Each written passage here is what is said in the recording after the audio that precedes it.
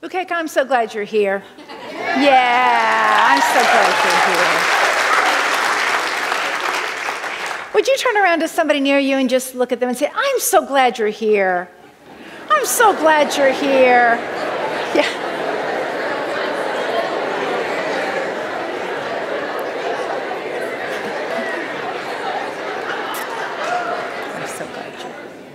Yeah, I'm so glad you all are here. I'm so glad you all are here as we start our fall faith journey together. And I want to start with a story that Marcy Shimoff tells in her book, Love for No Reason.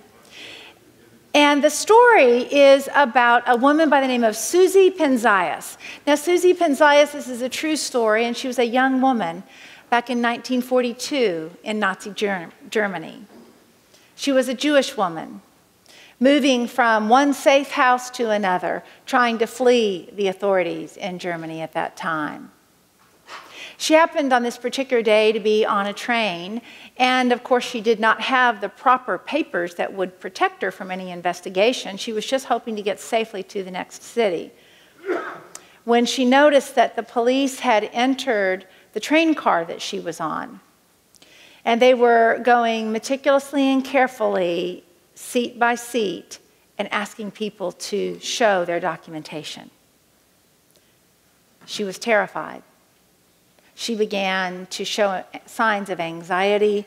She began to tear up. All she could envision was what would happen when they got to her.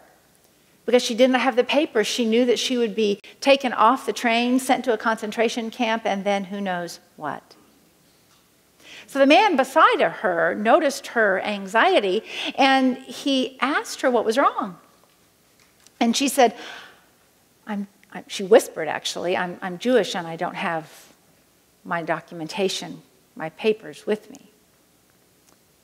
And so about a minute passed, and then the man seated next to her started to yell at her. He started to yell at her, and he said, you imbecile, you stupid woman, how could you be here without your papers? You forget everything. Oh my gosh, I don't know why I'm with you. And so the police came up and asked him what was going on. They witnessed this disturbance, and he said, my wife, just take her now, just take her now. I've got my papers. I've got my papers, but she forgot hers, of course, again. I'm sick and tired of it. And the police just laughed and shrugged it off as a marital spat and went on to the next person. Now, what possesses a person to risk their life for a total stranger? What kind of love would possess them to do that? Susie never saw this man again. She never even learned his name. She told this story, or her niece told this story to Marcy Shimoff, the author of this book, Love for No Reason. And Marcy asks, what if you could live in such a state of unconditional love? Imagine loving people not because they fill your needs or because their opinions match your own, but because you're connected to a state of pure love within yourself. I'm not talking about a Hollywood or a Hallmark card kind of love, but about love as a state of being. The kind of love that is limitless and doesn't ask to be returned. She says this inner state of love, one that doesn't depend on anything outside us, another person, situation, or romantic love, is what I call love for no reason. Love for no reason. Love for no reason is an inner state. It's an inner state of love that is not dependent upon any outside circumstance, person, place, or thing. It is just love for love's sake. It is just love because love is who you are. Love is who I am. Love is who we are. There is below all of the hustle and bustle and the worries and the challenges of this world, within you and within me, there is love. And it's a love for no reason. And that's what we're going to be exploring together over these next 6 weeks of this fall faith journey experience. The thing is, most of us look for love outside ourselves. You know, we do. We reach for substitutes for love. I mean, have you ever found yourself reaching for food or alcohol in a moment when you felt insecure? Have you ever felt frustrated or unfulfilled with your work or got dragged down by negative thinking or criticisms? Have you ever tried to please others in order to get them to love you? You see, all of these have their root in one thing, and that is looking outside ourselves for love. About a week and a half ago, I was in a particularly agitated and anxious place. I just had some bad news, and I was really distraught. And do you know what I found myself thinking in that very moment? Where can I find some chocolate? Really, I did. I just wanted something sweet. Why? I wanted something to comfort me, because in that moment I'd forgotten that the source of my comfort is within. And if, of course, I'd been here, I would have gone straight down to Fred Albert's office, because he keeps chocolate hidden in his piano bench. Secret's out, sorry. But I wasn't, I was in my car. You see, this searching for love outside ourselves is what we do. But there is a greater love within. Shemov calls it love for no reason. Now, she says that there is a continuum of love.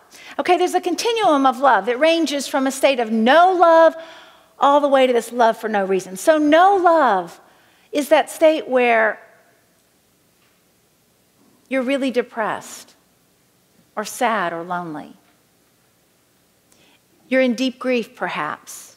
So sad that you have shut the door on your heart and you've come to believe there just is no love. There just is no love anywhere. Most of us have been in that place at some point in our life. And sometimes we need help to get out of that place. A good counselor or therapist can help us move out of that place of no love. Then you move along the spectrum here, and the next place is love for bad reason. Love for bad reason. Now, love for bad reason is when you feel so needy and unworthy that you'll take love in any form that it will come. You will sacrifice yourself in order to get some love, any love. You'll distort even who you are to do that. This is where all addictions come from, this place of love for bad reason, because we feel so needy that we'll take anything that will feel even the remotest like comfort. So it might be a food addiction, and it might be alcohol, drugs, something else that feels like love. It's not real love, but it's the closest we can get. And some of you have been there and are there today. That's love for bad reason. Also, codependence would fall in this category of love for bad reason. You know, codependence is where you feel so badly about yourself that you immerse yourself in somebody else's life. You allow yourself to become saturated by what's going on in their life and try to feed their needs instead of your own, just in order to get what feels like love coming back. So that would be love for bad reason. Then you move along the spectrum and you come to love for good reason. Now, love for good reason is where most of us hang out. This is what most of us think love is. Love for good reason is when you love somebody because you appreciate something really special about them. You know, I love Annette because you are so generous. You are so generous with your hugs and your comments and your caring, and I love you for that. And that is love for good reason. When my daughter was recently married, I asked her and her husband, James, what they love about each other. And this is what Teresa said, or this is what James said about Teresa. He said, she is so strongly sympathetic, and that is something I really admire in her. She's so ready to go into the world to correct the things that she feels are incorrect. And then I asked Teresa what she loved about James, and she said he loves her energy, her sense of humor, and how kind she is to people. Then I asked Teresa what she loves about James. She said she loves his adventuresome spirit, that he's open and doesn't have expectations and judgments. And then she said, he's really stinking funny and smart. And he's cute. And she went on to talk. She said, he's a rock for me. I'm the kite, and he's the one holding and flying the kite. There's a level of endless support. And I always know that the number one thing for him is my happiness. Now, that's love for a good reason, right? That's the kind of love that you want people to have as they're entering into a life partnership. That's love for a good reason. But even love for good reason is not the highest form of love. There is a higher form yet, and that is love for no reason. It's love just because. It's love just because you know there's love in you. It's love just because you are love. As she wrote this book, Marcy Shimoff interviewed 150 of what she called love luminaries, people whom she felt exhibited this love for no reason. And one of the people that she interviewed is named Marty Lefko. And Marty Lefko said that his wife, Sally, is always asking him why he loves her. Have any of you ever done that? You don't have to raise your hand. Ask your partner, why do you love me? Yeah. So that was happening for Marty, and he would always say, just because. I love you just because. And just like my husband, I would ask Brian, so why do you love me? And he would say, well, just because. But that's never good enough, right? Doesn't he see all the wonderful things that I am? Won't he tell me all the wonderful things that I am? You see, because I need that, right? So that's how Marty's wife was. And so finally Marty explained it to her this way. He said, these are really important words. He said, if I love you for specific reasons, then my love is conditioned on your being a certain way. If you stop being that way, or if you aren't that way at a given time, I may not love you anymore. But if I love you just because, then my love is unconditional, and I can and will love you no matter what you do or don't do. Now that's profound. Love just because. That's unconditional love. Another way to describe this love for no reason is to say it's unconditional love. But even unconditional love implies that I'm loving something else. Love for no reason is just this inner state of being that just is. It just is. Now, researchers have shown that when they do brain scans of people who are experiencing, say, romantic or maternal love, a certain part of their brain lights up. But if they do a brain scan of somebody who's experiencing unconditional love or this love for no reason, a different part of the brain lights up. It really is a different, higher quality of being for us. This is the kind of love that Jesus was, right? The kind of love that Mother Teresa was, or Amma, the hugging saint, who just hugs people. She just hugs people all day long. That's what she does.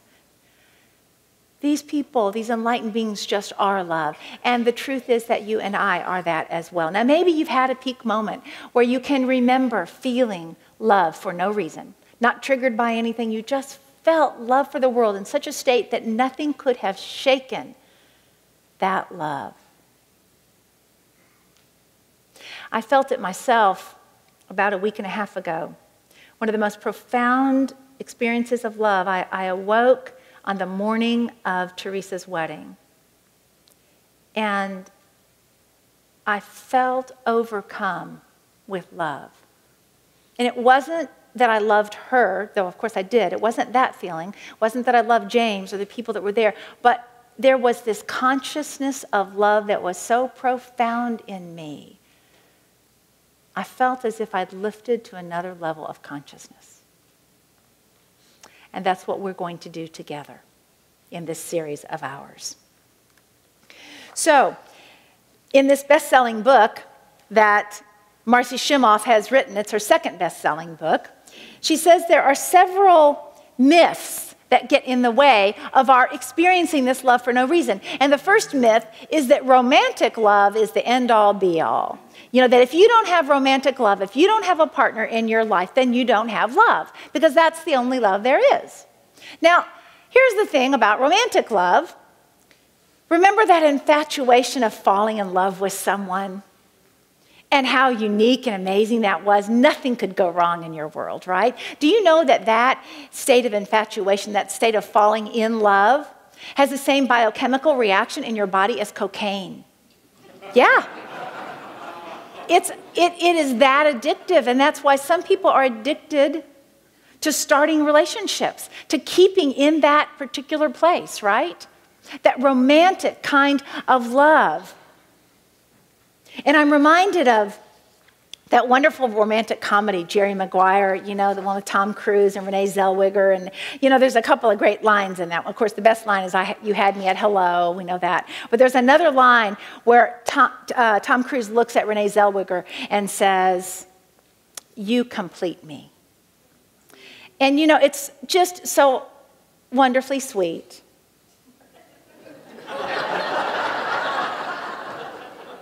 But it is not true. Nobody can complete you. I am sorry. I know there are amazing partnerships in this room. Why did we laugh? You never know where the laughter is going to come from. Somebody will take it for that later on. Anyway, so I know there are amazing partnerships in this room, but let me tell you, nobody completes you. You are complete just as you are. You are complete just as you are. So this notion that you have to have romantic love in your life in order to be complete is not true. Now, you may desire it, you may want it, but you don't have to have that romantic love in your life. Okay, so nobody completes you. So the first myth is that you have to have romantic love to really have any love at all, and that's just not true. Now, the second myth is, I'll love you if. I'll love you if you take out the garbage. And I will love you if you remember our anniversary. And if you get me that gift that I've been imagining. I've never told you about this gift, but if you get this gift, then I will love you, because I will know that you really get me, right? I'll love you if. I'll love you if you love me back. I'll love you if you do the things that please me. I'll love you if. That's another myth that sets you up, not for hot love for no reason. That sets you up for somewhere between love for bad reason and love for good reason, right? So that's a myth about higher love, this I love you if.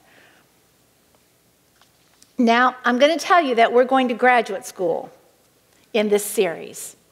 This is no just love light, okay? We are not just going to do love light. Marcy Shimoff is not going to let us off the hook for that. So she has an assignment for us, this notion of I love you if. And her assignment is that we do what Ram Dass has done.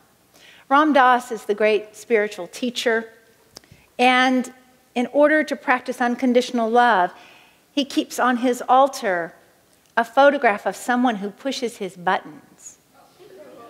It's right there alongside his picture of the Buddha, because that's his spiritual path and other enlightened beings.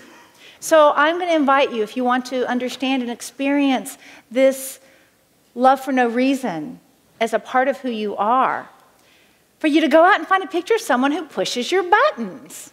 Now, in this election season, that shouldn't be too hard to find. Most of us in the room have somebody that's pushing our buttons, one candidate or another, or maybe not a candidate. Maybe what you've got is one newscaster or another, right? Think about it. We're in graduate school, folks, okay? Or maybe you put a picture of both candidates of the presidential election on your altar, right? So anyway, I'm going to invite you to, as you're thinking of this notion of, I love you if you agree with me, if you have the same opinions I do, what have you, then guess what? You are withholding love from all the people who don't measure up to your if. And then the third myth that she talks about, and some of you are going to say, no, really, I'm way more enlightened than this, Patricia, but let me just hang with me for a moment. This third myth is that love makes you weak. Now, I know we here at Unity Church of Overland Park, we talk about love all the time. We have love as a core value. So love doesn't make us weak. We know that. And yet, have you ever found yourself thinking, if I'm too loving, that person's going to take advantage of me. If I'm too loving, I will not get the best contract. If I'm too loving, you see, underlying that is this belief that somehow love makes us weak. So instead, the world is tough out there is what we believe. The world is tough out there, so we need to cover ourselves and protect ourselves. Yeah, we got that nice soft love inside, but we're going to cover that up and protect ourselves. So just ask yourself if that's a myth that maybe you live with, a belief that love is weak. Because here's what people say, and I absolutely believe is true, is that love is the greatest power in the universe. Really. Love is the greatest healer that there is. Love is the greatest power in the universe. There ain't nothing weak about it. Okay, so we've chosen to study this book, Love for No Reason, by Marcy Shimoff. It's her second best-selling book. And some of you have already told me that it's kicking your behind. Some of you have already begun to read it. I said this is not love light, but we're going to do this together. Okay, it's what we do at Unity Church of Overland Park every fall in this fall faith season. For 6 weeks together, we're going to listen and study and explore and take action steps. At the end of this time, your life will be changed, and I promise you that. And let me tell you some of the tools that we have to support you. Well, first is the book, and it is a wonderful book. It is a page turner, an absolute page turner. She writes cleverly. She's got it full of lots of good experiences and activities for you. That's the first thing we have for you. The second thing we have is this study guide. And you can pick one out in the lobby today. And every week, there's a list of scripture and questions and quotes that will inspire you and action steps that you can choose to take or not. Like you can choose to put that picture of the opposing candidate on your altar today. How many of you are even thinking about that? It's bold. Okay, a few of you are in graduate school. Okay, I got it. Great. So anyway, the study guide, you can pick yours up as you leave today. Now, the study guide is helpful for all of us, and it's especially helpful for those who are going to be participating in our small group study circles. You can call them celebration circles, you can call them study groups, but we've got 27 groups that are meeting, mostly here at the church on Wednesday nights. A few are meeting in people's homes. And these circles are going to come together and answer discussion questions. Get to know each other, pray together, have fun together. On Wednesday nights here at the church, every room in this building is going to be full of study groups, of people coming together to get to know one another. We start off at 6:45 right here in the sanctuary with a little mini concert from Fred and some of our musicians and soloists. Then we take time to meditate together, the great power of meditating in a room together. Then you'll divide up and go into your circles. Each one is led by a trained facilitator who will guide that process. It is such a great way to get to know people and to really see, you learn what you believe by articulating it out loud. So the small group circles are something you can participate in, and I want to take a moment to speak to our online community. We have a huge online community. Thousands of people listen to or watch our messages online every week. So to those of you, wherever you may be living, I want to say all you have to do is get a circle of your own friends together. You can use our study guide materials. They are on our website. Pick up the book, and you can start your own study circle. I want to invite you to know that we are your community, and you are a part of our community, and we'd love to enfold you in that way. All right, so we have the study circles. We also have for you each week an affirmation. In fact, why don't you go ahead and pull out your bulletin right now, because you can see what's in these study guides and on the affirmation. On the inside right flap of your bulletin, you'll see a whole section on fall faith. And it lists the theme, it lists the affirmation, it shows the questions and so forth. It shows our fall faith prayer. These are all tools for you. And if you'd like to pick up a card that has that information on it, we've already run out of them. We're going to print more, and we'll have them available for you Wednesday night. And then next Sunday as well, we'll be printing these cards each week, and you can pick them up in the lobby if you like. The card has the affirmation as well as all of the study questions for the week on it.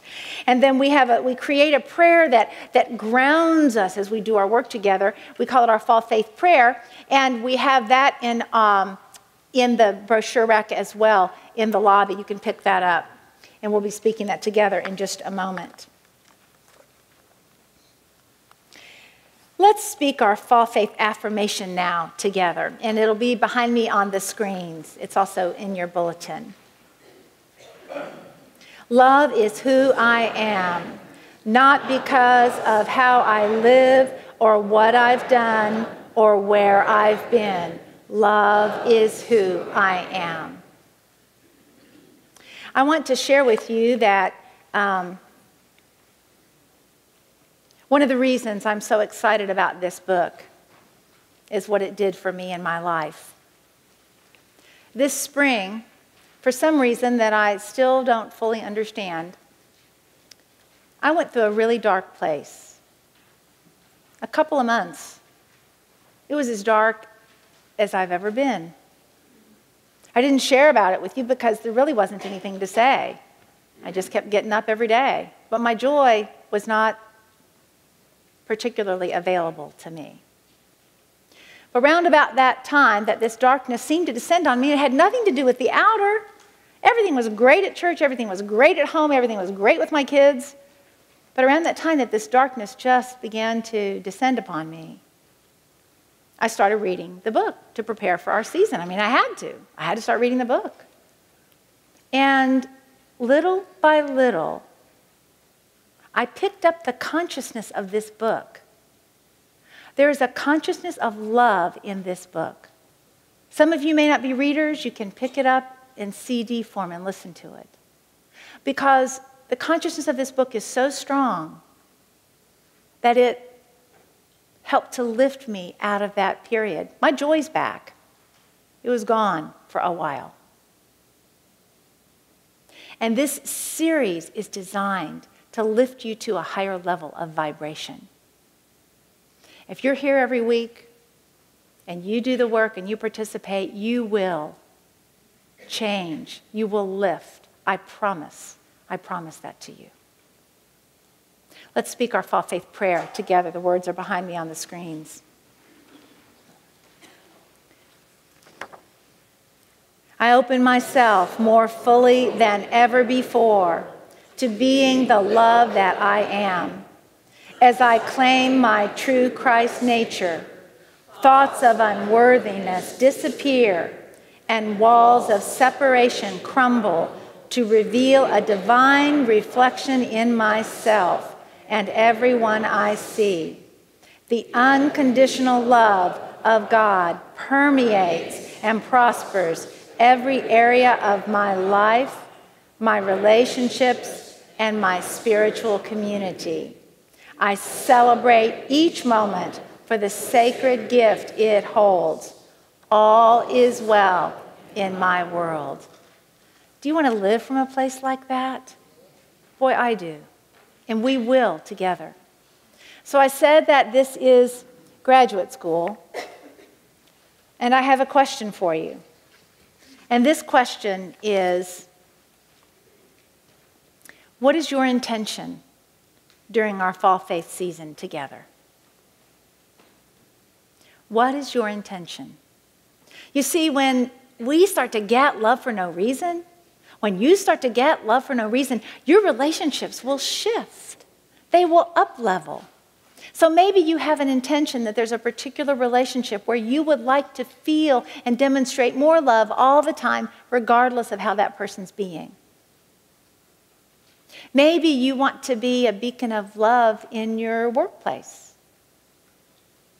Maybe you want to wake up in the morning feeling worthy of love.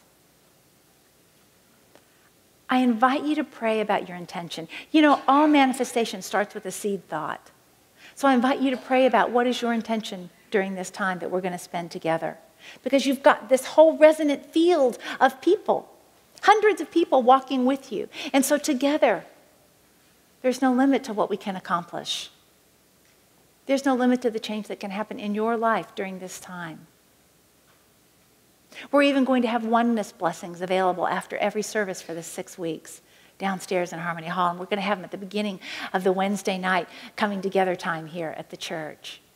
So come early, experience a oneness blessing. It will open up the energy centers of your body to experience love.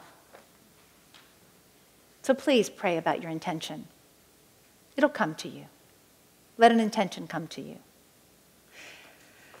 I'm going to conclude our lesson today with these words by Emmett Fox, one of the great metaphysicians and spiritual authors. And he says this about love.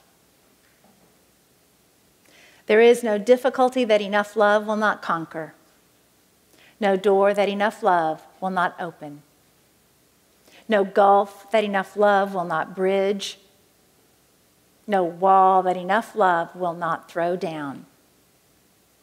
It makes no difference how deeply seated may be the trouble, how great the mistake. Sufficient realization of love will resolve it all. If only you could love enough, you would be the happiest and most powerful being in the universe. Love is who you are. God bless you.